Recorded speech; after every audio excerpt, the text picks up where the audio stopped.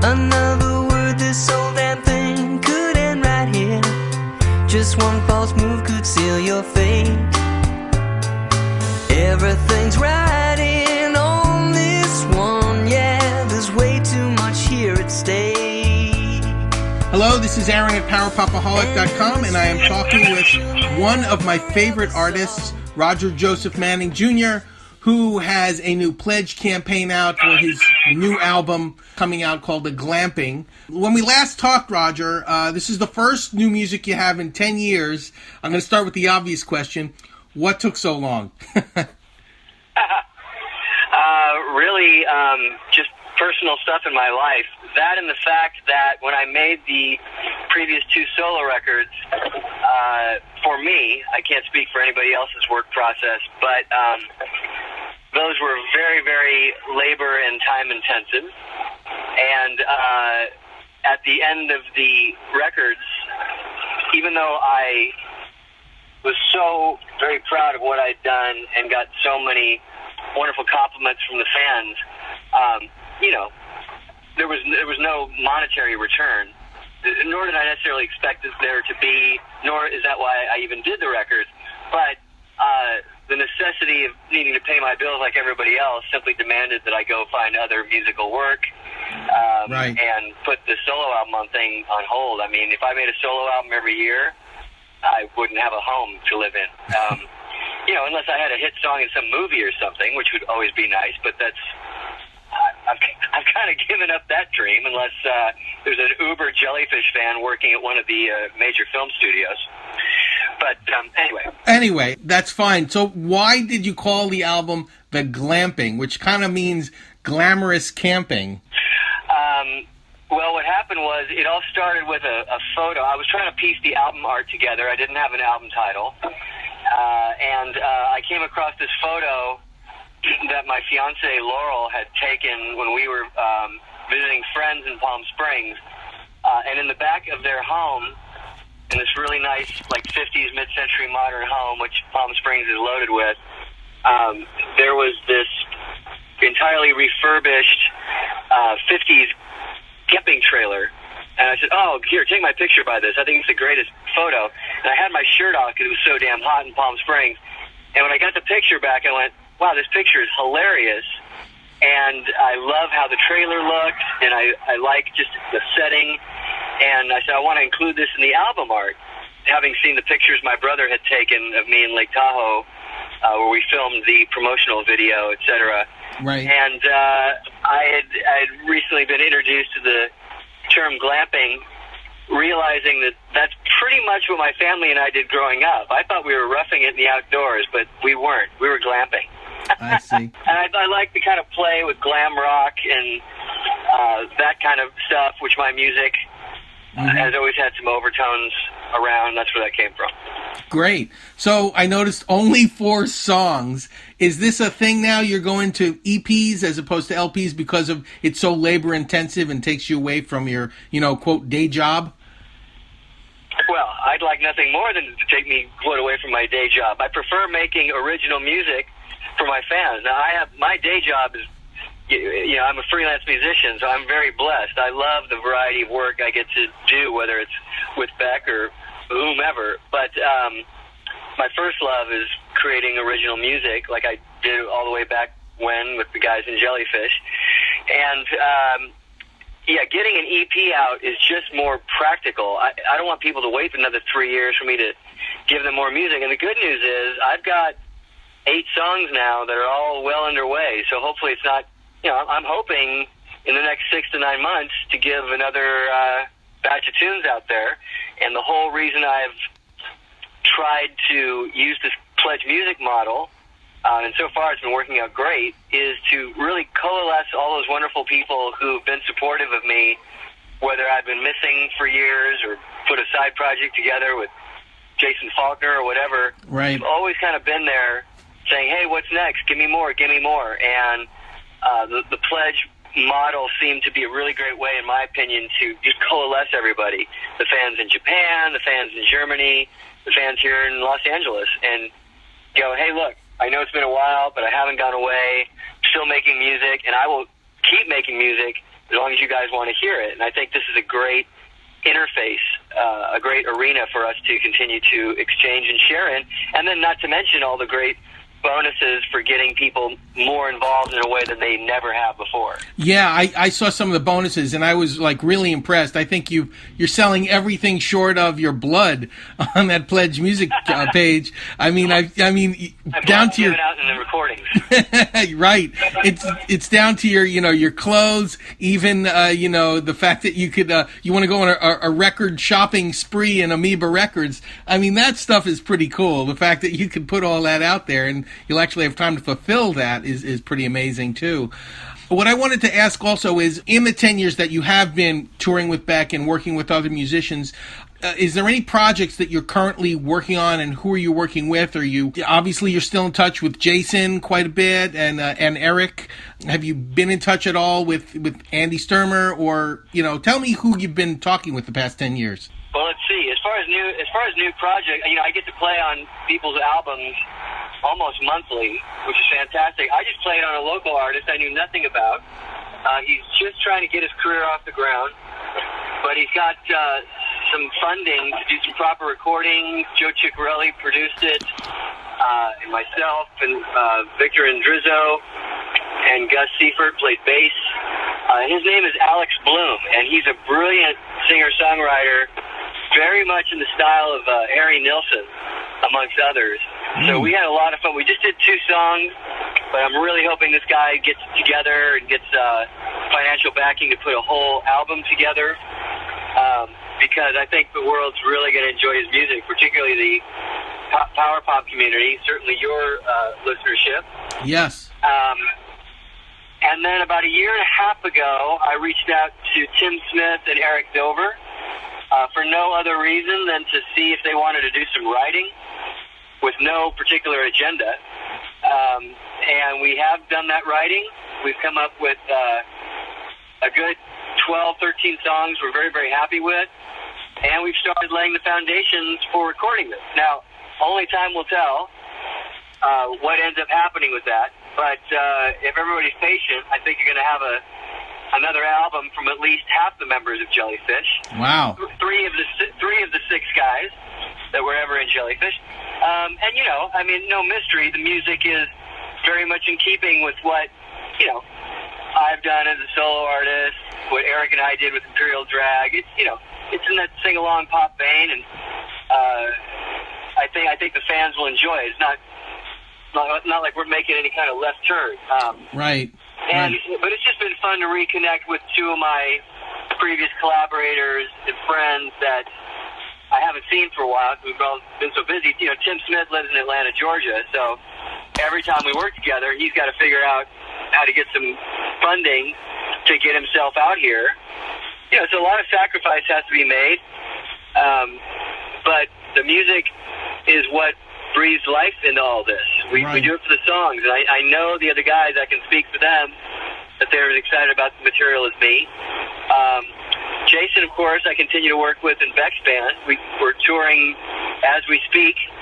We go out for another 2 weeks at the end of this month, and he plays guitar on one of my songs on Glamping, which I'm very, very thankful for, very lucky to have his contribution. A song called Funhouse. I premiered it on one of the recent Access Pass videos that I put up on the Pledge Music site for fans who've already contributed. Giving everybody kind of a teaser preview, and I talk about the song, and I show some behind-the-scenes recording footage, et cetera, et cetera. So I'm just very blessed. I mean, in some ways, I'm working faster and harder at my age now in music than I ever have, just because so many things that I've had my fingers in for a while are finally coming to fruition. It's a very exciting time for me, and I'm just really happy there's still people out there who give a damn, who want to hear stuff. Are you surprised at all that people are still obsessed talking about Jellyfish 24 years after the band has gone away? I mean, is it surprising to you, all the popularity that's still there? It is surprising, especially after all this time. But at the same time, I know that for me, there are those handful of bands. I like a lot of music, but there's this handful of bands that really touch me deeply and many of them haven't made music for years, and I'm still obsessed with them. I still go back and listen to their records religiously. I still look for rare video and interviews on YouTube that I've never seen before, because I feel deeply connected to them. And if I certainly have gotten the indication over the years from people who send me emails, reach out to me, that they have been affected similarly, which, that's the greatest payment anybody can receive doing this, certainly for me. I was on tour with Beck 2 years ago, and we were in a city in the South. I don't remember which city, but one of the road crew guys came running up to me backstage and said, Roger, there's some people here, they want to see you. And typically when that happens on a Beck tour, it's usually people who are collecting autographs. They've already gotten Beck's autograph. They've already gotten some other people's autographs. They want to get my autograph on the Beck record or whatever. And so that's what I expected there to be. And I go out there, and there's a family. I can't for the life of me remember their name. They'll know who they are if they hear this. But it's the mother and the father and all their kids. And we're talking an age gap about 30 years or something, right, all in. The two little girls start singing me one of my solo songs. And then the mother and her daughter start singing a Jellyfish song. The father's going, this is all for real. We raise our kids on Jellyfish and a lot of other music, and they're fans, and they wanted to come see you play with Beck. They wanted to come see you and Jason play with Beck, and they wanted to see if they could say hi to you after the show, so here we are. And I was just dumbfounded. I couldn't believe it, because, here was an example. All the kids, the eldest kid was probably 5 years old when the first Jellyfish record came out. None of the other kids were even born. And they were talking to me about the record as if everybody in their high school already listened to the album. Nice. Which I wish their high school did listen to the record.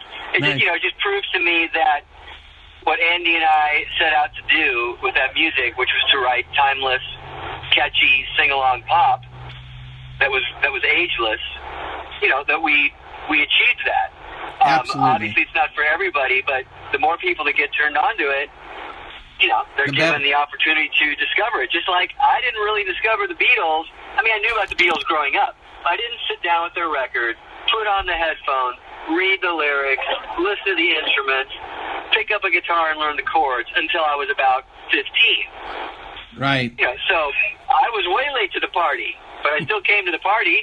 Yeah. And then it changed my life. Awesome. Needless to say. So I love that. There are these two young teenage girls in Argentina that I've been communicating with via email, who are rabid Jellyfish fans, and they love my solo records just as much, which is so flattering. And as long as that's going on, I'll show up and throw the party. You know what I mean? Yeah, definitely. And one thing that I kind of appreciate is the fact that you're reissuing the two solo albums that you have. And basically, the great thing is your Land of Imagination, you're adding all the tracks, the 3 songs that were on the Japanese version of Solid State Warrior, into Land of Pure Imagination as well, so you have all 14 songs. Is there any on vinyl? They're going to be double record sets, which is just finally super cool on purple vinyl. Nice, perfect. So a lot of perks for those people. Again, those people who it matters to. Is there any stuff that's in the can, sort of, from some of your other projects, like Imperial Drag or TV Eyes? Is there any, what I would say, stuff that was cut out or on the cutting room floor that you'd probably want to put out, or demos or something that might make it in someplace? Well, interestingly enough, unfortunately, so TV Eyes, we put out everything we ever did. So there's a Japanese, 6 or 7 song EP of stuff that's not on the main TV Eyes album. That includes remixes that me and the guys did of our own songs. So that's been put out. Now, I have concert footage of TV Eyes that at some point I'm going to figure out a way to release on DVD. Okay. And then the real added bonus for the Imperial Drag fans is that there is a 4 CD disc set in the works as we speak that consists of 2 discs of demos including basically demos to 2 unreleased records. So everybody Wow. knows the main album we put out of our fans. And I have the demos for those. But there's demos to an album that we basically decided to scrap, and then a second follow-up album before we broke up that we did demos for. So, I mean, there's almost like, gosh, I don't know, 30 some odd demos over 2 discs that we were going to couple with 2 live Imperial Drag tour discs. This is all in the works right now with a record company who we've agreed to put this out. And basically what we're doing is we're trying to find the right time to release it. And we think that sometime next year might be the best time to do that. There's a lot of logistics and practical matters involved. But we might tie it into maybe some future pledge campaigns. Yep. If me and Eric and Tim are able to complete that project in time, or maybe another solo EP for myself. So we're trying to coincide all this stuff as bundle packages, because some people may just want a T-shirt, some people may want the whole shebang, Right. whatever it is. So that's the tentative plan there. Just know that it does exist, and the intention is to release it. We're not trying to sit on it forever. Right. No, that's amazing news. That's great to hear. And I'm sure people who are, interested in the pledge campaign will definitely want to know more and have questions on that too, as far as, potential releases and stuff like that. And Roger, if you, if you ever want to contact Power Popaholic and let me know if you have any teasers or anything you want to put out prior to you getting closer to your goal, let me know. I'm a big fan and supporter, and always will be, and always appreciate the time you take to talk to me and to talk to the fans. Oh, thank you so much. Yeah, I'm so happy because there, when Jason or myself or any of us have projects out there to share, it's you guys are the family tree. I mean, you're the lifeblood of this, because obviously we're always trying to win over new fans and expand our audience, but you guys are the main reason we come back to begin with. Awesome. So thank you so much, Roger Manning Jr., pledgemusic.com/project/Roger Manning Jr. Check it out, get glamping, and once you pre-register, you will be able to have access to some of these background videos that he mentioned, so check it out. Thank you very much, Roger. Yeah, and let me add, for anybody who lives in the Southern California area, I will be doing a kind of question-answer interview and performing with a few of my friends, 4 songs or so, 4 or 5 tunes, for the Grammy Museum interview series. That's happening May 17th. So you can go to the Grammy Museum website, and I believe tickets just went on sale 3 days ago. Very good. Very good. Thank you, Roger. I appreciate the time. Okay, thanks again to you. I appreciate the airtime as well. Take care. All right, take care. Bye-bye. Bye-bye.